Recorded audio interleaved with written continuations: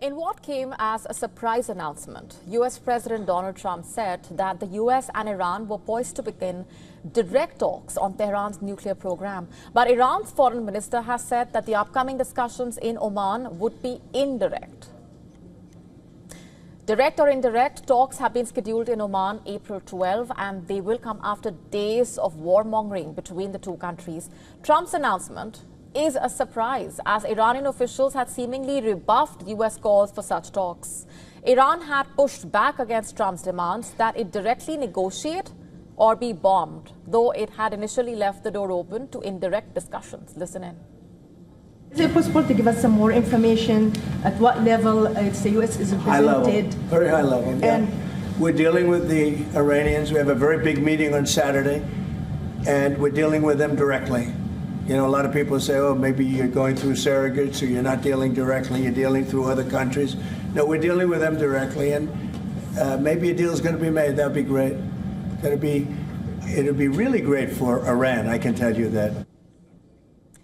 Warnings by Trump of military action against Iran jangled already tense nerves across West Asia. And why shouldn't that happen? Just look at the state of affairs in West Asia. In Gaza, in Lebanon, the continued military strikes on Yemen, Israel-Iran exchanges of fire. Iran's foreign minister, in fact, posted on X that indirect high-level talks would be held in Oman. But he rightly said that it is as much an opportunity as it is a test. On Tuesday, Iran's state media said the talks would be led by Arakchi and US presidential envoy Steve Witkoff. The intermediation will be done by Oman's foreign minister, Badr al-Busedi. The US and Iran held indirect talks during former President Joe Biden's term, but they made little, if any, progress. The last known direct negotiations between the two governments were under the then President Barack Obama. He spearheaded the 2015 international nuclear deal that Trump had later abandoned. Now Tehran says its nuclear program is wholly for civilian energy purposes. But like US presidents before him, Trump has said that Iran cannot be allowed to develop a nuclear weapon. If diplomacy fails, is the United States, under your leadership, ready to take military action to destroy the Iranian nuclear program and remove this threat?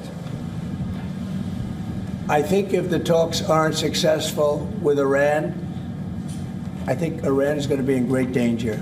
And I hate to say it, great danger, because they can't have a nuclear weapon.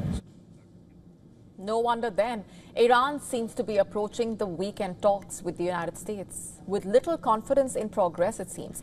According to news agency Reuters, Iranian officials still have deep suspicion over US intentions. Trump has repeatedly threatened Washington's old foe with military action, but that is if it does not agree to a deal.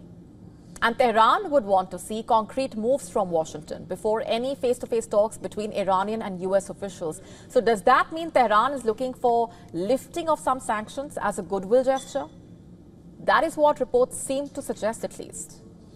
Meanwhile, the talks have been welcomed by Russia. Remember, Russia has previously offered to help facilitate talks between Tehran and Washington. On Tuesday, the Kremlin spokesperson, Dmitry Peskov, said that Russia has backed either direct or indirect talks between Iran and the US as a chance to de-escalate tensions. The Kremlin official said, and I'm quoting here, "We know that certain contacts, direct and indirect, are planned in Oman, and of course this can only be welcomed because it may lead to a de-escalation of tensions around Iran," quote unquote.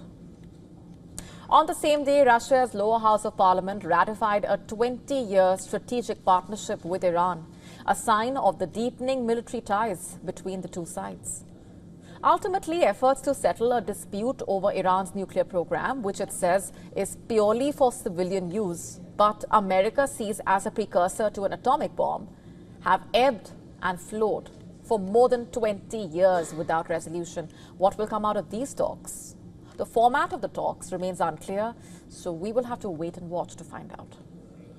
To stay up to speed with the latest news, download the WION app and subscribe to our YouTube channel.